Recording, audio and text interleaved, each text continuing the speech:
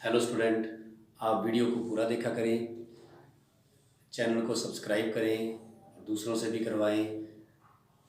जैसे कि हम लगातार हर टॉपिक के हिसाब से वीडियो डाल रहे हैं और आप के लिए सिलेबस किए जा रहे हैं। अब हमारा आज का टॉपिक है रैखिक समीकरण युग्म। रैखिक समीकरण युग्म, ये जो रैखिक समीकरण युग्म,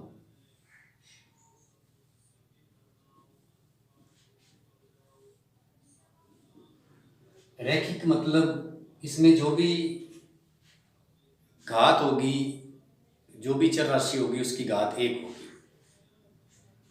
तो दो चर वाले हम हल कर रहे हैं, दो चर वाला रैखिक समीकरण युग्म हम हल कर रहे हैं। तो जैसे कि एक सवाल लेते हैं हम, 2x + 3y, 2x + 3y बराबर 2x + 3y बराबर 13। ये एक रैखिक समीकरण, दो चर वाला। देखो x और y दो चर राशियां हैं इसमें, और घात क्या है इनकी, दोनों चर राशियों की 1 है। तो दो चर राशि और घात इनकी 1 है, तो इस नाम से स्पष्ट है। तो दो तो चर राशि है इसमें और घात इनकी 1 है, तो इसका मतलब ये क्या है, रैखिक है। जिसकी घात 1 होगी वो क्या होगा, रैखिक। तो दो चर वाले रैखिक, घात 1 है तो रैखिक समीकरण युग्म। युग्म मतलब दो समीकरण हैं। एक समीकरण हमने लिख दिया, एक और है 5x - 2y, 5x - 2y, 5x - 2y बराबर 4। ये युग्म है। तो जैसे तीन नाम, दो चर, x और y दो चर राशियां हैं, दोनों में देखो रैखिक मतलब दोनों की घात क्या है, 1 है। रैखिक युग्म मतलब दो समीकरण है। तो रैखिक समीकरण जो होती है, रैखिक समीकरण एक समीकरण से एक रेखा बनती है, एक समीकरण से एक रेखा बनती है। जैसे मान लो हम x का मान रखते हैं तो किसका निकलेगा, y का। x का मान रखते जाते तो y का निकलेगा, मतलब एक रेखा तैयार होगी। दो समीकरण है तो एक रेखा एक समीकरण से, एक रेखा दूसरी समीकरण से, तो दो रेखाएं हो जाएंगी। तो जैसे कि हमने रेखाओं की स्थिति, कि हमारे पास दो रेखाएं हैं, उन रेखाओं की स्थिति का कैसे पता करें। स्थिति मतलब वो रेखाएं आपस में काट रही हैं, प्रतिच्छेदी हैं, या समान अंतर में हैं, या समपाती हैं। तो उसके बारे में अपने बात करेंगे। जैसे मान लो, इसके लिए सबसे पहले आप देखें ग्राफ में, ये हमारा ग्राफ है। इस ग्राफ में आप देखें ये x और ये हो गया y। मान लो एक रेखा इस प्रकार से है,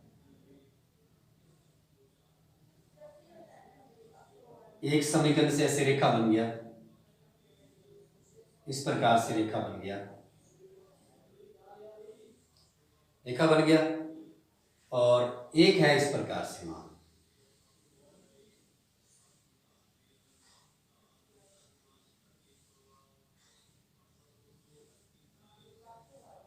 तीन तीन बिंदु निकाले हमने और ये रेखा बन गई। तो दोनों रेखाएं क्या कर रही हैं, देखिए आप, प्रतिच्छेदी हैं। दोनों रेखाएं एक बिंदु पर प्रतिच्छेद कर रही हैं, प्रतिच्छेदी रेखाएं हैं दोनों। तो प्रतिच्छेदी रेखा है, तो इसकी स्थिति, ये स्थिति हमें कैसे पता चलती है बिना हल किए, हमें ये स्थिति कैसे पता चलती है बिना हल किए। उसके लिए हमने क्या करना होता है, उसके लिए ये सूत्र होता है a1/a2 बराबर नहीं है b1/b2 बराबर नहीं है c1/c2। यदि तीनों मान बराबर नहीं आए तो वो होती है प्रतिच्छेदी रेखाएं।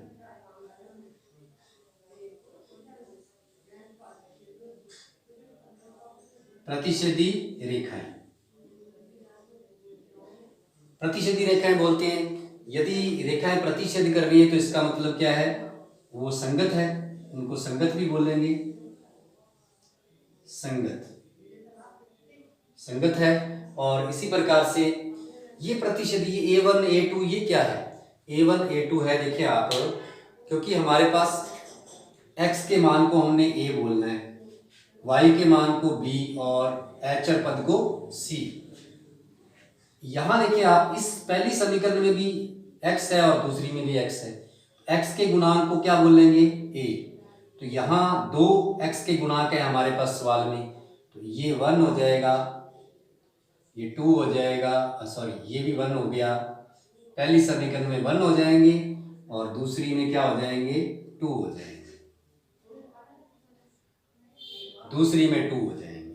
तो इस प्रकार से यदि हम a1 बटा a2, b1 बटा b2 और c1 बटा c2 की तुलना करते हैं, यदि तीनों अंशवर बराबर नहीं आते, तीनों अनुपात बराबर नहीं आते, तो ग्राफ में प्रतिच्छेदी रेखाएं बनेंगी।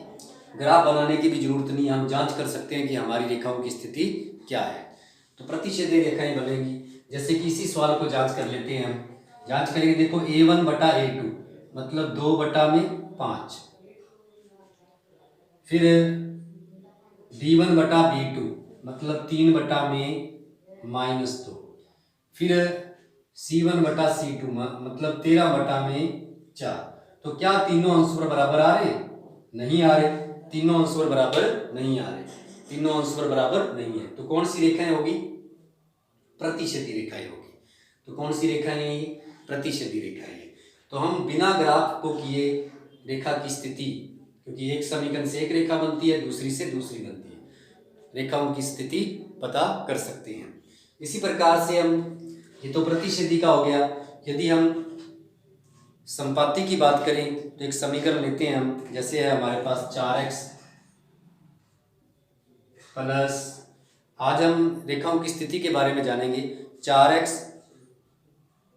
तीसरा 4x प्लस 6y बराबर 18, एक समीकरण हो गया रैखिक। दूसरा है 2x प्लस 3y बराबर 9, इसकी जांच करनी है हमें। इसकी जांच कैसे करेंगे, चेक करते हैं हम बिना ग्राफ के। तो इसकी जांच आपको पता है, 2 है तो a1 हो गया, ये b1 हो गया और ये c1 हो गया, ये हो गया a2, ये हो गया b2 और ये हो गया c2। अब इसकी जांच करते हैं। अब संपाती की जांच कैसे होती है? संपाती में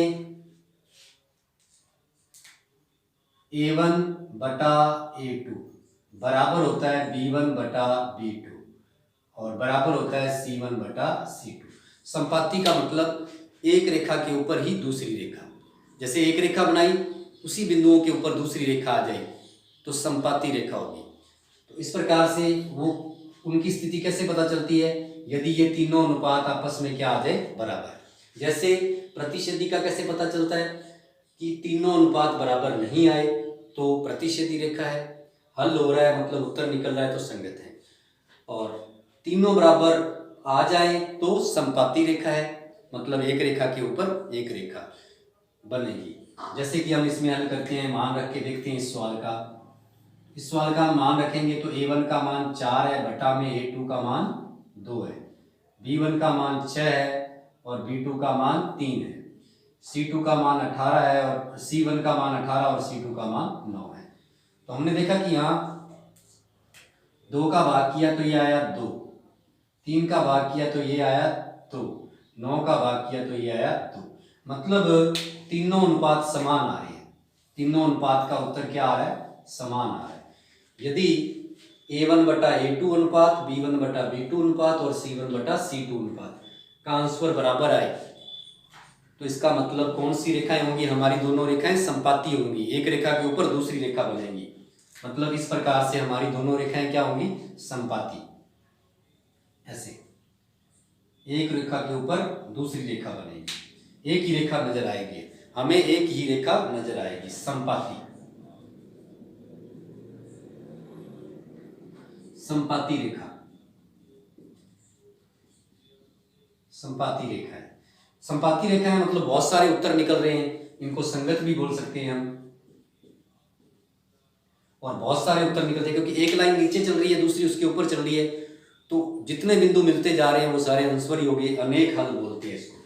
संपाती रेखाएं उत्तर निकल रहे हैं संगत बोलते हैं, और अनेक उत्तर निकल रहे हैं तो अनेक हल की स्थिति भी कहते हैं इसको, अनेक हल की स्थिति भी बोला जाता है। और इसमें प्रतिच्छेदी बोलेंगे क्योंकि तीनों बराबर नहीं है, लाइनें आपस में कटेंगी, इसमें नहीं कटेंगी, एक दूसरे के ऊपर रहेंगी, इसका भी उत्तर निकलेगा। संगत बोलेंगे, साथ में प्रतिच्छेदी मतलब एक बिंदु पर काटेंगी।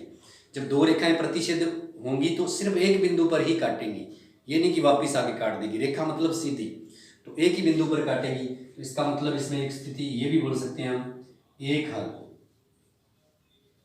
एक हल की स्थिति या अद्वितीय हल, या अद्वितीय हल बोलते हैं। अब हम इसकी तीसरी स्थिति, रेखाओं की तीन स्थितियां होती हैं, प्रतिच्छेदी, संपाती और एक समांतर। तो प्रतिच्छेदी में तीनों अनुपात बराबर नहीं होते। हम करके देखें तो देखें 2/5, 3/2, तीनों उत्तर बराबर नहीं आए तो प्रतिच्छेदी रेखाएं हैं। तीनों उत्तर बराबर आ जाए तो संपाती रेखाएं हैं। अब ऐसे ही हम समांतर रेखा के बारे में बात करते हैं।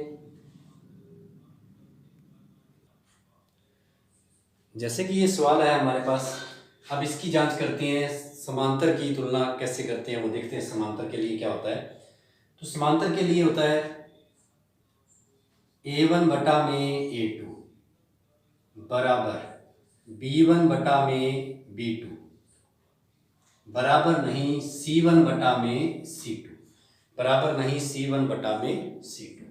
तो यहाँ A1 आपको बताया हुआ है, ये A1 है, ये B1 है और ये C1 है। ये आ गया A2, B2 और C2।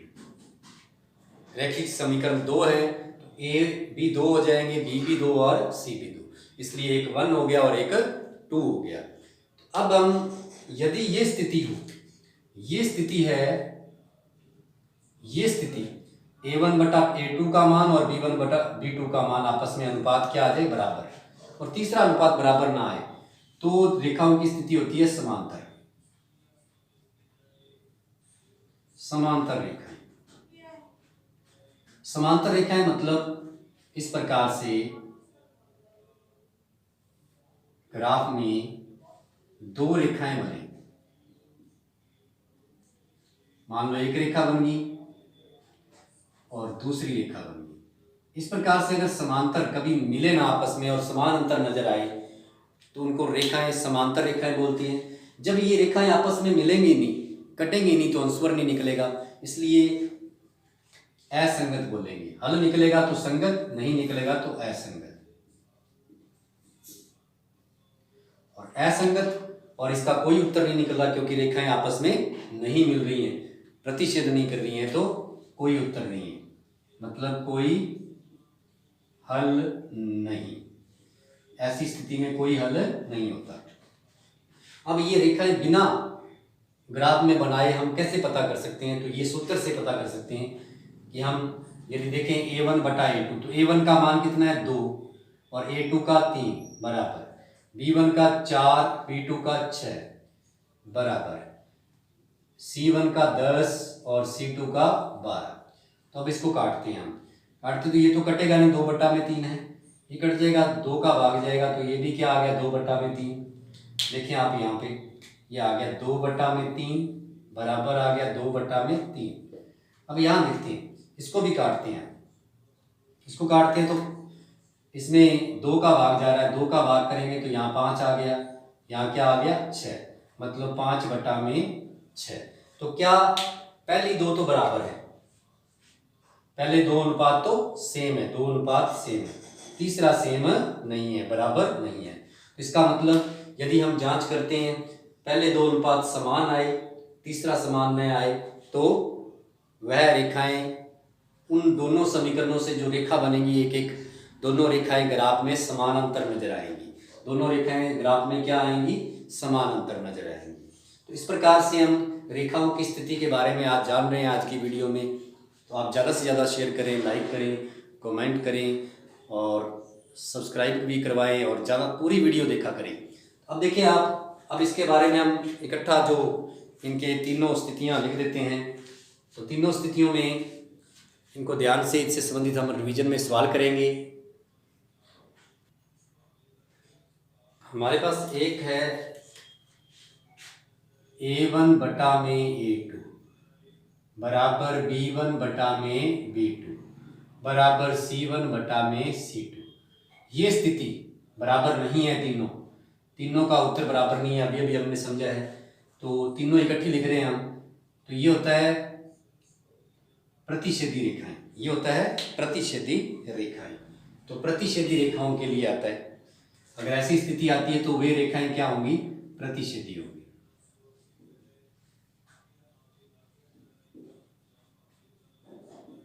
नंबर 1, उनको संगत बोलेंगे क्योंकि प्रतिच्छेद कर रही है तो उत्तर निकलेगा, और प्रतिच्छेद पर कितना उत्तर निकलेगा, 1।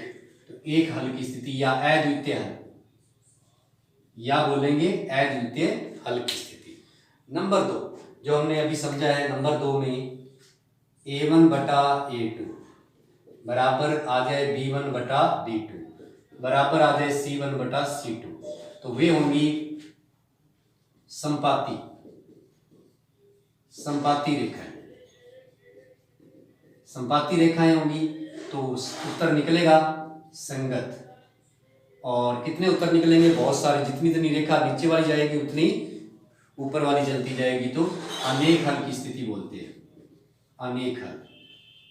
और तीसरी आपने समझी है कि अगर a1 बटा a2 बराबर है b1 बटा b2 और बराबर नहीं है c1 बटा c2, तो ये आ जाएगी समांतर रेखाएं। समांतर रेखाएं जब समांतर है तो कोई उत्तर नहीं निकलेगा, प्रतिच्छेद नहीं करेंगी और असंगत बोलेंगे, कोई हल नहीं।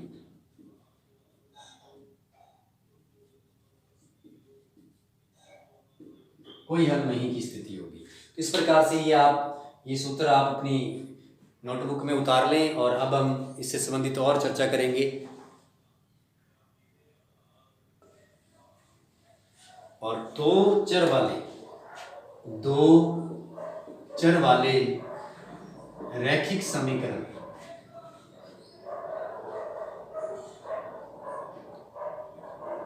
रैखिक समीकरण युग्म, दो चर वाले रैखिक समीकरण युग्म को हल करने की विधियां क्या है। नंबर 1 विधि है इसमें ग्राफ विधि,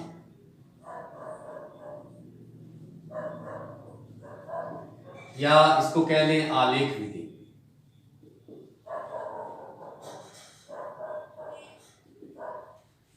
रेखाओं की स्थिति को ग्राफ में दर्शाने के बाद वो प्रतिच्छेदी हैं तो क्या आंसर आता है, या समांतर है कोई उत्तर नहीं आता, या फिर संपाती है।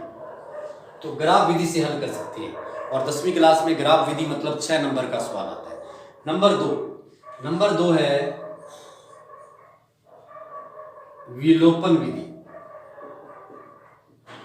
विलोपन विधि मतलब एक समीकरण में से दूसरी समीकरण घटाना, विलोप करना, किसी एक चर राशि को विलोप कर देना, उसके बाद उसका दूसरी चर राशि का मान निकालना, तो विलोपन विधि है। तीसरा आ गया प्रतिस्थापन। प्रतिस्थापन विधि, प्रतिस्थापन मतलब एक समीकरण को हल करने के बाद उसका मान दूसरी समीकरण में प्रतिस्थापित करना है।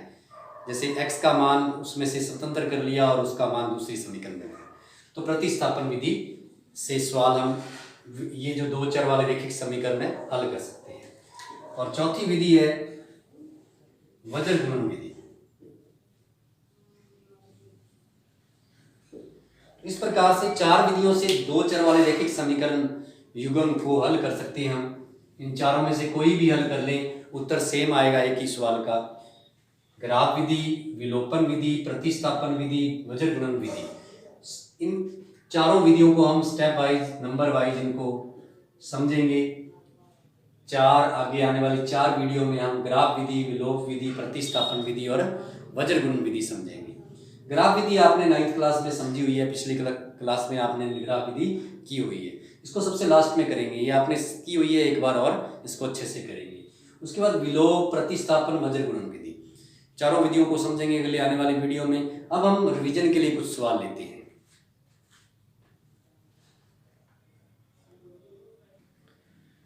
हमने इन 3 सवालों में जैसे कि आपको रेखाओं की स्थिति बताई है कि इस प्रकार से हम समझ सकते हैं बिना ग्राफ के। तो तीनों सवालों में आपने रेखाओं की स्थिति बतानी है, कि कौन से सवाल में रेखाएं ग्राफ में प्रतिच्छेद कर रही हैं, समांतर हैं या समपाती हैं। धन्यवाद।